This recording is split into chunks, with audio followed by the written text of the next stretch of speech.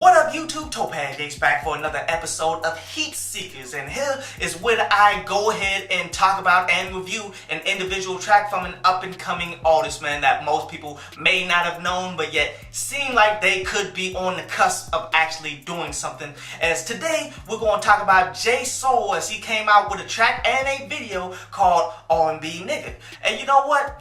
He's from Toronto, and he comes off to me as the next generation of, say, a Drake, Tory Lanez type essence. But as you listen to his delivery, man, you get a great understanding of, okay, he must be a Weeknd fan by the way that he's delivering these lyrics that he wrote and such. But the key difference being is, you know, the Weeknd has that super unique voice that nobody else has, just a natural thing. So as much as you want to sound like him, you'll never sound like him. And this again is something that I tell all upcoming acts. It's very important for you as an individual to have your own unique sound that nobody can compare your stuff to. Now, given a lot of people get put on in the game because they go along with where the game is going. Like Tory Lanez was doing his own thing for the longest and he never broke through.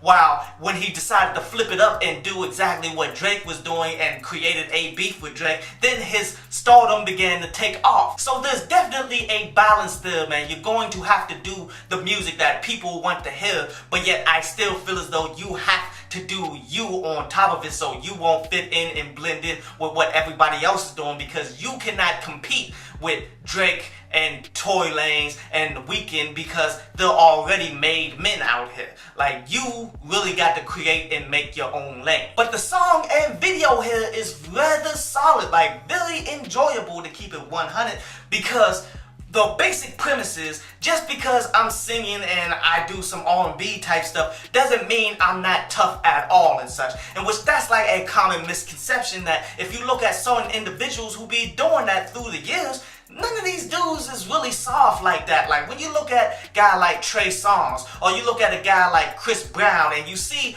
all of the random things that they were doing, like crazy, like fighting and all of this, just ridiculous. You wouldn't expect that from R&B singers, but yet these young R&B dudes, man, they want to have that street cred as well. And in a bunch of cases, these dudes have to overcompensate because they're singing to the women, and as he's pretty much talking about how he's singing about drugs for the most part and such, man. So, you know, people aren't going to give them the street credibility that they want or that they lived and all of that, so they have to go over the top with it, which I don't feel as though that's a cool thing, but in the end it is what it is. As the video was entertaining in the light of, okay, he got a bunch of just super dope chicks doing all of these drugs and they all over him and all that, I enjoyed that, but then it comes off more as a super drug taking orgy. And I've said this consistently, man, taking these drugs, these pills and all that stuff that they was vialing up and all that, that ain't cool, because all it is a variation of heroin,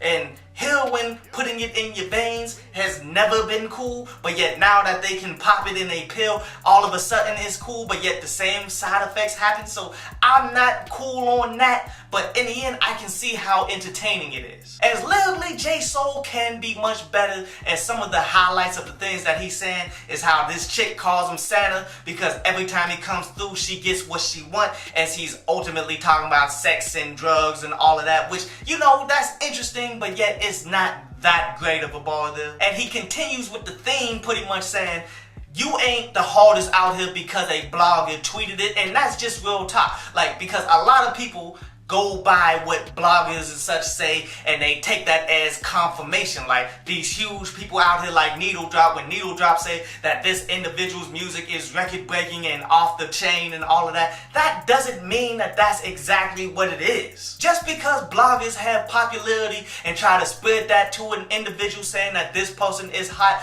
doesn't mean that you shouldn't listen to this stuff, doesn't mean that this person is legitimately on the streets, doesn't legitimately make them the tough guy and all of that, you feel me? But overall, a very enjoyable track right here, man. If he continues to go about in this direction in which he's going, I can see him getting a bunch of success in this music industry. And definitely go out there and peep out that joint. But this concludes today's review, man, and now we're going to jump into a brief instrumental from underground producer Sosa Stacks before we take some of your questions.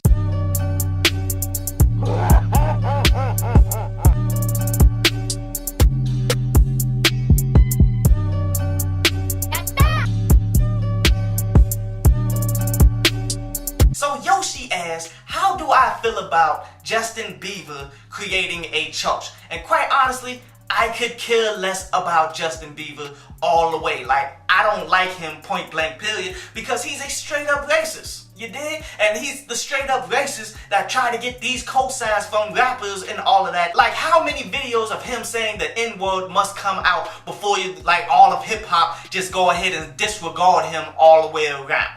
But yet still, he's getting placement on DJ Khaled projects and all that, which makes me look sideways at DJ Khaled for such a thing. And again, him creating a church, I don't even support most churches and stuff that's out here, so I could care less about it all the way around. So Cole says that Future Nicki Minaj song was made so long ago that you kind of got to come into it expecting that it's not going to sound that dope and that it's not going to come together and all that. And like, man, do not give these people that excuse because it doesn't matter when you made the song.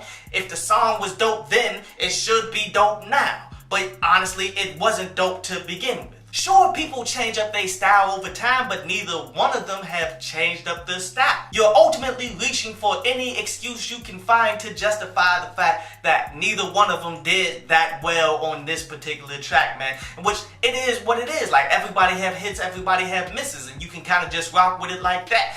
You can't just give them every excuse in the book. I hope you enjoyed the show. You can follow me at Twitter up there. And you can go to downloadpass.com, that's down there, to read today's article.